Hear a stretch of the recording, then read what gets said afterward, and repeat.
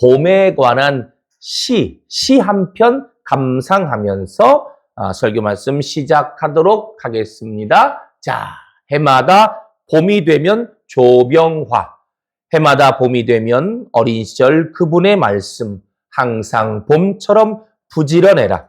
땅 속에서, 땅 위에서, 공중에서 생명을 만드는 쉼없는 작업. 지금 내가 어린 벗에게 다시 하는 말이 항상 봄처럼 부지런해라. 해마다 봄이 되면 어린 시절 그분의 말씀, 항상 봄처럼 꿈을 지녀라. 보이는 곳에서, 보이지 않는 곳에서 생명을 생명답게 키우는 꿈. 봄은 피어나는 가슴. 지금 내가 어린 벗에게 다시 하는 말이 항상 봄처럼 꿈을 지녀라.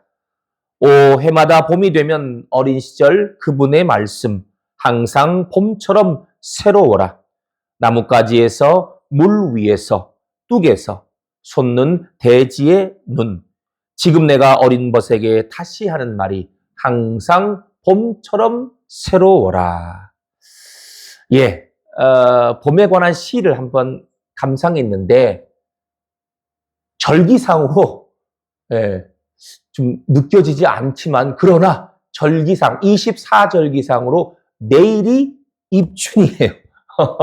벌써 입춘입니다. 물론 아직도 동장군의 기세가 어마무시하지만 분명한 건 하루만 지나면 봄으로 들어가는 거예요. 자, 봄이라고 하면 어떤 것이 가장 먼저 떠오르십니까? 한 인터넷 심리 상담 사이트에서 봄에 관련된 사람들의 심리에 대해서 설문조사를 통해 다음과 같이 정리해 놨습니다. 질문, 봄 하면 가장 먼저 떠오르는 것이 무엇인가? 자, 보기예요. 1번, 황사, 2번, 나물, 3번, 꽃, 노래. 예. 이 중에서 1번, 황사를 선택하신 분들은 대단히 직관적인 분들이라고 말할 수 있습니다. 그리고 2번, 나무를 선택하신 분들은 매우 현실적인 분들이에요. 특히 재밌는 분석인데 여자분들의 경우 결혼 전에는 뭐 이 나물이라는 게 봄이라고 해서 이 나물이라는 게 떠오르거나 생각나지 않아요, 잘. 그런데 결혼하게 되면 가정을 생각하고 가족들을 생각하다 보니 먼저 그렇게 생각하다 보니 자연스럽게 봄하면 나물이 떠오른다라는 분석입니다. 뭐 아주 일리 있는 그런 얘기예요. 자, 마지막으로 3번, 꽃이나 노래를 선택하신 분들, 봄하면 떠오르는 게 꽃이다 노래다. 이런 분들은 아주 감상적인 분들이. 그래서 이런 분들은 봄이 오면 사내들의 봄처녀제 가곡, 그리고 맨델스존의 봄의 노래, 비발디의 사계, 이런 것이 생각난다. 말 그대로 굉장히 감성적인데요. 자, 봄에 관한 시를 감상해 보았고 또 봄에 관련된 사람들의 심리에 대해서 알아봤는데 이쯤 되면 느낌이 오시죠? 감이 오시죠? 이렇게 봄에 관한 이야기하는 이유, 오늘 본문이 다음과 같은 구절로 시작되기 때문에 다 같이 화면 통해 본문 1절 함께 읽도록 하겠습니다. 시작. 봄비가 올 때에 여호와 곧 구름을 일게 하시는 여호와께 비를 구하라. 무리에게 소낙비를 내려서 밭의 채소를 각 사람에게 주시리라. 아멘. 예, 오늘 본문은 무엇으로 시작합니까? 어떤 구절로 시작합니까? 봄비가 올 때에. 봄비가 올 때라는 이 구절은 단순히 오늘 본문 맨 처음에 나와서 제일 처음 시작하는 그런 의미만 있는 게 아니라 오늘 본문 전체에 담겨진 메시지를 해석하는 데 있어서 매우 중요한 단서가 되는 그런 표현입니다. 조금 더 자세히 말하면 오늘 본문은 다음과 같은 두 가지의 주제로 되어 있어요. 하나는 봄비가 올 때 우리는 무엇을 해야 하나? 그다음 또 하나, 봄비가 올 때 하나님께서는 우리에게 어떻게 역사하시나 이 두 가지 주제를 다루고 있습니다.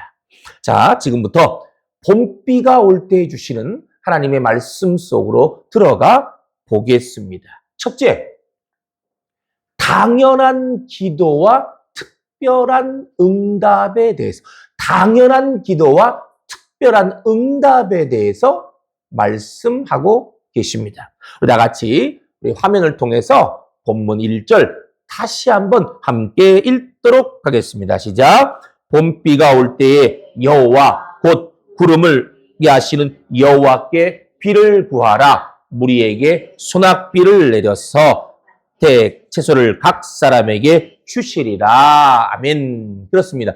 1절에 나오는 이 봄비는 히브리어로 말레코쉬라고 하는데, 말레코쉬는요, 정확하게 번역하면은 사실 늦은 비, 늦다 이런 말, 늦은 비라는 거예요.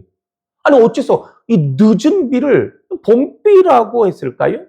자, 여기에는 우리가 살짝 이 배경 설명이 좀 필요합니다. 이스라엘 지역, 이스라엘 나라는 기후상 아열대 기후예요. 아열대 기후는요, 정확하게 건기, 우기 딱 나누어져 있어요. 비가 계속 오는 우기, 비가 전혀 오지 않은 건기 딱 나눠져 있는데, 이스라엘 지역에서 비가 오는 계절은 언제일까요? 겨울하고 봄이에요. 겨울하고 봄이 우기예요. 근데 반대로 건기는 언제겠죠? 그러면 당연히 여름과 가을이에요. 그래서 저는 가보진 못했는데 하도 얘기를 들어서 이스라엘 지역에 성지순례 가시는 분들이 주로 여름과 가을에 갑니다. 비가 잘 안 오는 건기에 가거든요. 자, 그래서 이스라엘 지역에서는 언제 씨를 뿌리고 추수를 할까? 당연히 비가 오는 우기. 언제요? 겨울과 봄에 씨를 뿌리고 추수합니다. 우리나라에서는 봄에 씨를 뿌려서 가을에 추수를 하죠. 그렇죠? 근데 이스라엘은 그렇게 안 해요. 이스라엘에서는 봄이 시작될 때, 그때, 아니다. 다시 죄송합니다. 겨울이 시작될 때, 우리나라가 헷갈렸어요. 겨울이 시작될 때, 씨를 뿌려요. 그리고 언제 추수를 하냐? 봄에 추수한다는 거예요. 우리나라는 다릅니다. 우리나라는 봄에 하고 가을에 추수하는데, 이스라엘에서는 겨울에 씨를 뿌리고 봄에 추수한다는 거예요. 자, 그럼 언제 비가 와야 됩니까? 씨를 뿌릴 때인 겨울에 비가 와야 되고, 그리고 추수할 때인 봄에 비가 와야 되는 거예요. 요때, 자, 씨를 뿌릴 때인 이 겨울에 오는 비를 처음 시작할 때, 농사를 처음 시작할 때 오는 비다. 요런 뜻에서 이른 비라고 그래요. 겨울비, 고로 이른 비예요. 이스라엘에선. 그 다음에 이제 결실기, 추수할 때, 마지막 마무리할 때 오는 비를 봄비인데, 요거를 마지막 마무리할 때 오는 비다. 요런 의미에서 늦은 비라고 하는 거예요. 자, 그러니까 본문 1절에 나오는 이 봄비라는 것은 곡식과 채소들이 잘 이제 결실할 수 있도록 마지막 마무리할 때 오는 늦은 비를 가리키는 것인데, 여기서 중요한 것은 봄비가 올 때에 무엇을 하라고 말씀하셨는가라는 거예요. 여러분, 봄비가 올 때 무엇을 하라고 말씀하고 있습니까? 본문을 보세요. 봄비가 올 때 무엇을 구하라? 무엇을 하라? 비를 구하라. 봄비가 올 때 비를 구하라 말씀하고 있습니다. 자, 저도 조금 전에 헷갈렸는데 여러분 헷갈리지 마시고요. 조금 전에 이스라엘은 봄이 어떤 계절이라고 했습니까? 건기예요? 우기예요? 우기죠. 다시, 봄은 어떤 계절입니까? 건기예요? 우기예요? 우기예요, 우기. 비가 오는 계절이 아니에요. 비가 안 오는 계절이 아니라 비가 오는 계절이에요. 그러니까 이게 지금 무슨 말입니까? 봄비가 올 때 여호와께 비를 구하라. 간단히 말하면 비가 많이 오는 그런 계절에, 비가 늘 오는 우기에 여호와께 비를 달라고, 비를 내려달라고 기도해라, 간구해라 라는 것입니다. 조금 이상한데요? 아니, 맞아요. 네, 틀림없어요. 봄은 우기입니다. 아니, 비가 안 올 때, 비가 안 올 때 하나님 비를 내려주세요. 이게 아니라니까요. 비가 늘 오는 그런 우기에 비를 내려달라고 간구해라 라는 거예요. 원래부터 늘 비가 오는 그런 시기에 뭐하러 비를 달라고 굳이, 비가 늘 오는 시기인데 그런 시기에 굳이 비를 달라고 기도하라 말씀하시는 겁니까? 왜 그러죠? 왜 이렇게 말씀하십니까? 여러분 꼭 기억하시기 바랍니다. 봄비가 올 때에 여호와께 비를 구하라는 이 말씀은 당연한 것이라 할지라도 반드시 기도해야 한다라는 것입니다.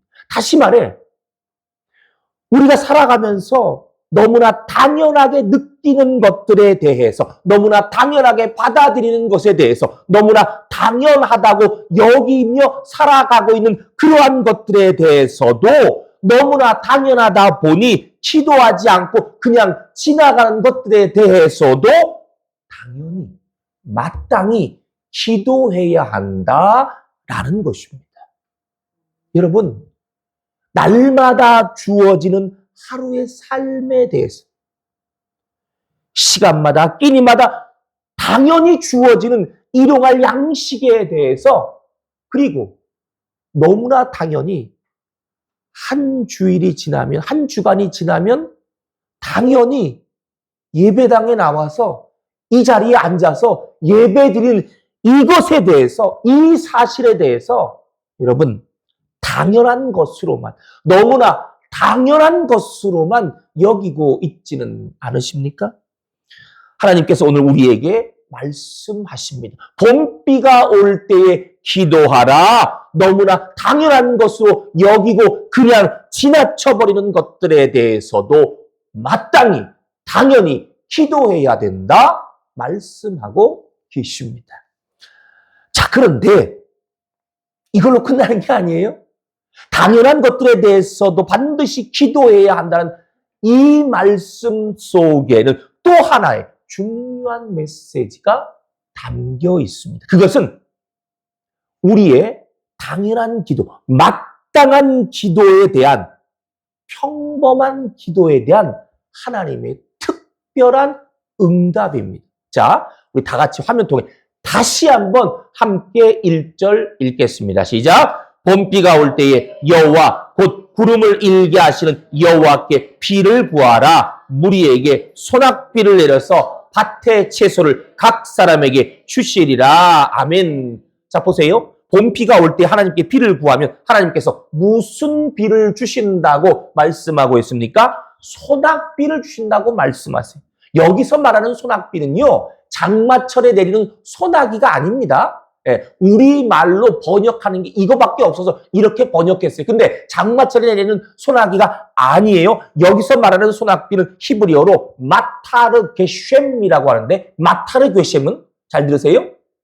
창세기 7장에 나오는 노아 홍수 때 내리던 그 비를 가리키는 단어예요. 다시 말해, 온 세계가 잠길 만큼 엄청난 홍수를 몰고 왔던 비, 바로 그 비가 오늘 본문에 나오는 소낙비입니다.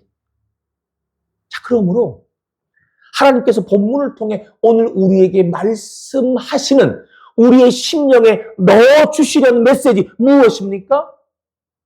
우리의 당연한 기도, 마땅한 기도, 평범한 일상적인 그 기도에 대해서도 하나님께서는 특별하게 응답하신다라는 거예요. 우리는 당연한 기도를 하지만, 우리가 당연한 기도를 할 때 우리는 당연한 마땅한 기도를 하지만, 우리의 그와 같은 당연한 기도에, 마땅한 기도에 응답하시는 하나님의 응답은 마치 온 세계가 잠길 만큼 엄청난 비와 같이 그처럼 놀라운 응답으로, 크고 놀라운 응답으로, 특별한 응답으로 응답해 주신다라는 것입니다.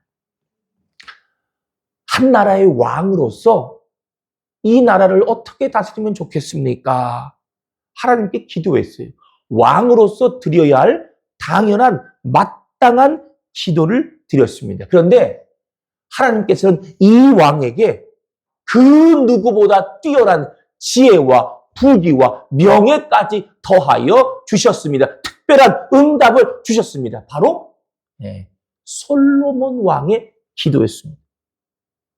교회를 떠난 자녀가 교회로 돌아오도록, 신앙으로 돌아오도록, 하나님 앞에 나오도록, 하나님 앞에 나와 예배드리도록 어머니로서 드려야 할 당연한 마땅한 기도를 드렸습니다. 그런데 이 기도에 하나님께서는 특별한 응답으로 응답하셨습니다.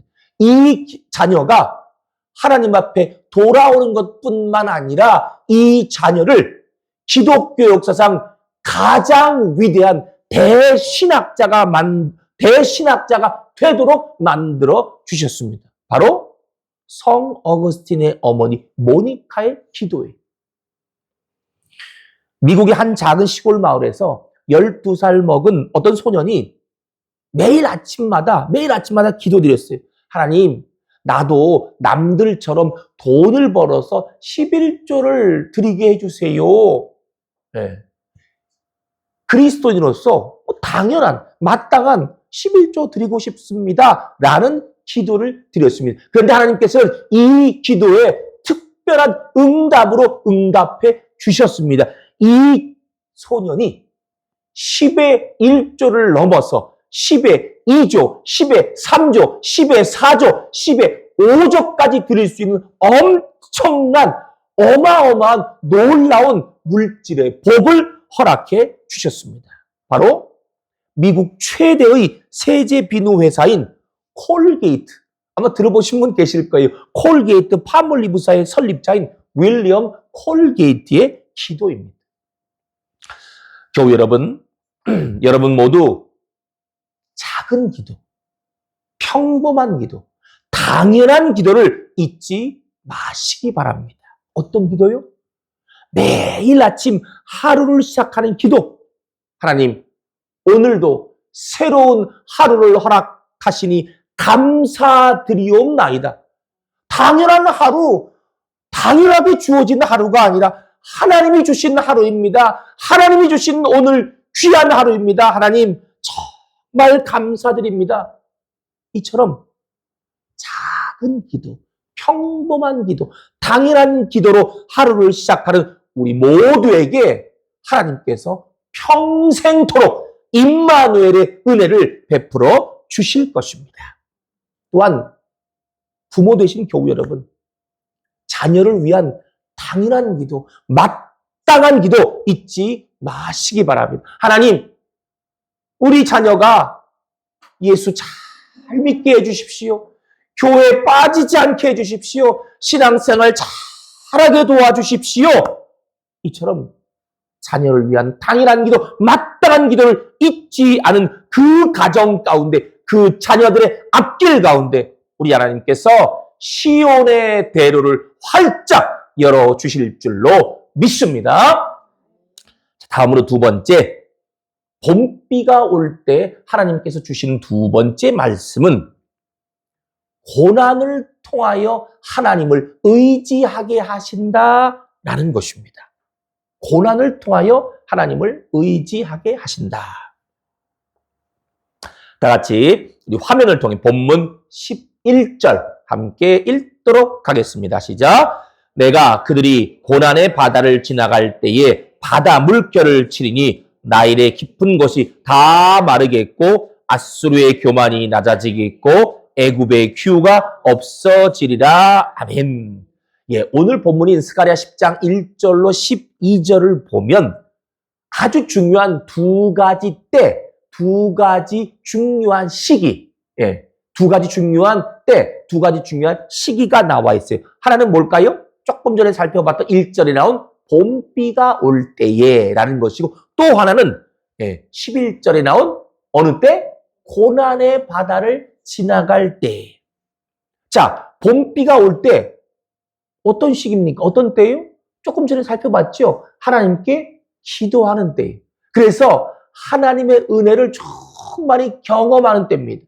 하나님 주시는 복을 아주 기쁘게, 흡족하게, 신나게 경험하는 그런 때예요. 자, 그런데 고난의 바다를 지나가는 때는 어떤 때일까요? 벌써 단어에서 느낌이 오시죠? 봄비가 올 때와 너무나 대조가 되는 때입니다. 고난의 바다는 말 그대로 고통과 고난을 경험하는 때입니다. 원수 만나고 악한 사람 만나고 불행한 일을 겪는 그런 때입니다. 이스라엘 백성들이 홍해를 만난 것처럼 도저히 어쩔 수 없는 인생의 장벽, 딱 가로막히는 그런 것을 경험할 때, 그래서 가슴을 치고 답답해하고 도대체 왜 나에게 이런 일이 생기는 거냐?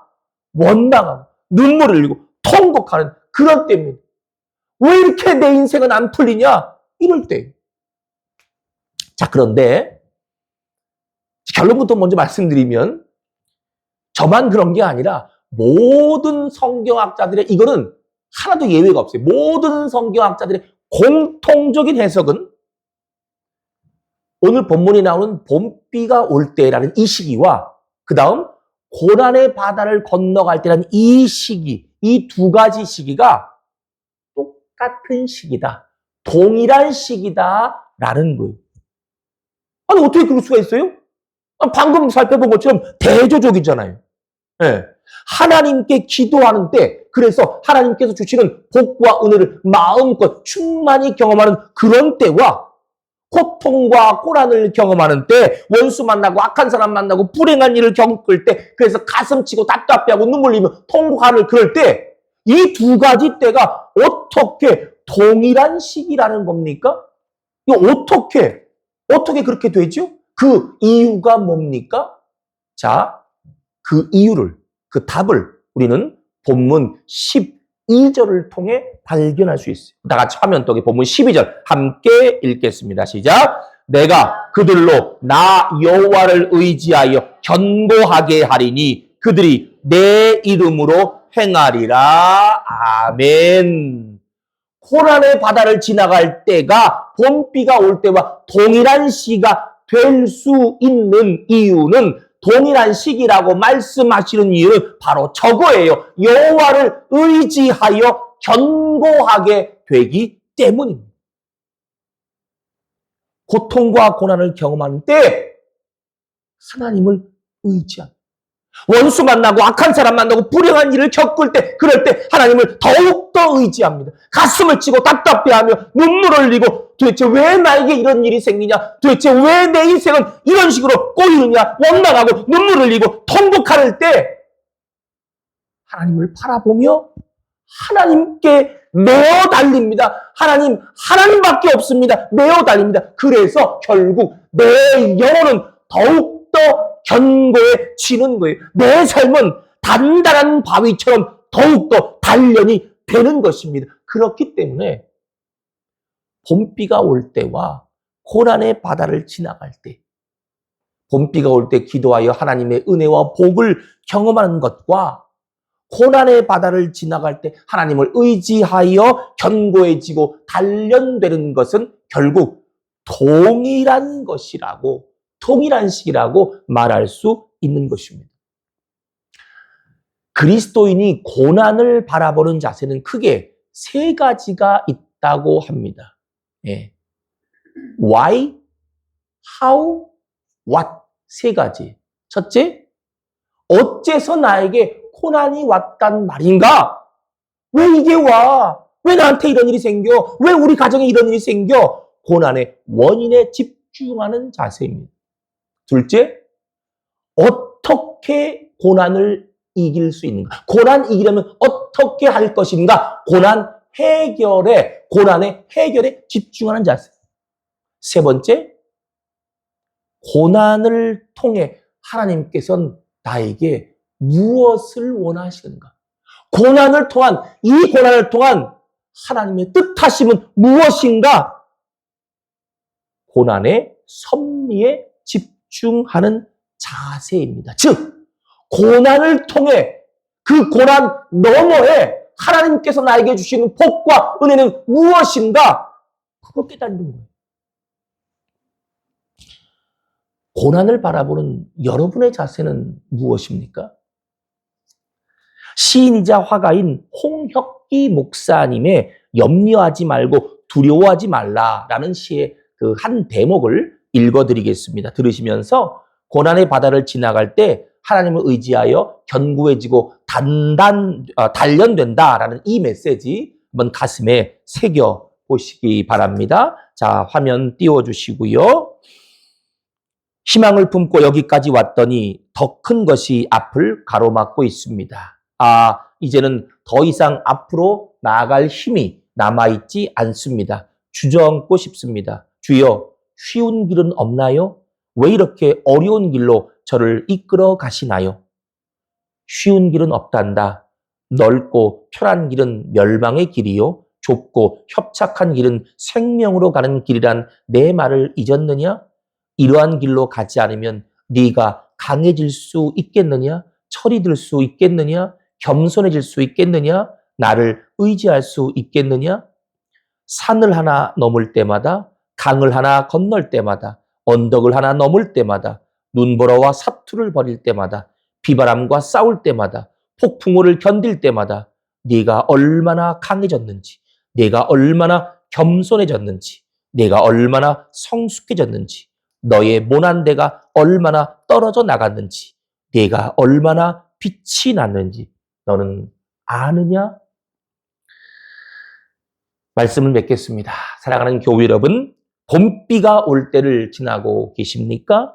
당연한 기도, 마땅한 기도 잊지 마시기 바랍니다. 하나님께서 여러분의 당연한 그 기도에 특별한 응답으로 응답해 주실 것입니다. 교회 여러분, 혹시 고난의 바다를 지나가고 계십니까? 고난의 바다를 통하여 하나님을 더욱더 의지하시기 바랍니다. 하나님께 매어 달리시기 바랍니다. 그러면 우리 하나님께서 여러분의 영혼을 더욱더 견고하게 만드시고 여러분의 삶을 더욱더 단련시키셔서 우리 하나님께서 예비하신 귀한 복과 은혜로 복된 삶으로 여러분의 삶을 풍성히 채워주실 줄 믿습니다. 우리 시간 마지막으로 찬양 아무것도 두려워 말라 찬양 드리면서 오늘 주신 말씀 심령에 새기도록 하겠습니다.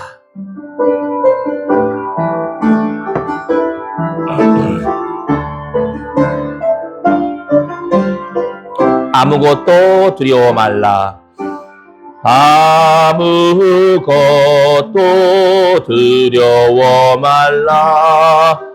주 나의 하나님이 지켜주시네. 놀라지 마라. 겁내지 마라. 주님 나를 다시 한번 아무것도 두려워 말라. 아무것도 두려워 말라. 주 나의 하나님이 지켜주시네. 놀라지 마라. 겁내지 마라. 주님 나를 지켜주시네. 내 맘 힘에 겨워 지칠지라도 주님 나를 지켜주시네. 세상에 험한 풍파 몰아칠 때도 주님 나를 지켜주시네. 주님은 나의 산소, 주님은 나의 요새, 주님은 나의 소망, 나의 힘이 되시뇨. 다시 한번 주님은 나의 산성, 주님은 나의 산성, 주님은 나의 요새, 주님은 나의 소망, 나의 힘이 되신 여호와.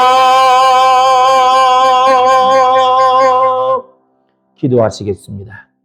사랑과 은혜가 풍성하신 하나님, 오늘도 말씀을 통해 은혜와 깨달음을 주시니 진실로 감사드리옵나이다. 오늘 주신 말씀처럼 저희들 모두 봄비가 올 때 드리는 기도 잊지 않게 하여 주시옵소서.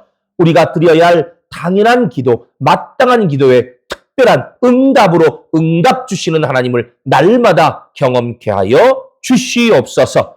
또한 고난의 바다를 지나갈 때 하나님을 더욱더 의지함으로, 하나님께 더욱더 매어 달림으로 말미암아 우리의 영혼을 더욱더 견고하게 하시고 우리 삶을 더욱더 단련시켜 주시는 주님의 능하신 손길을 확실하게 경험할 수 있도록 역사하여 주시옵소서. 예수 그리스도의 이름으로 기도드리옵나이다. 아멘.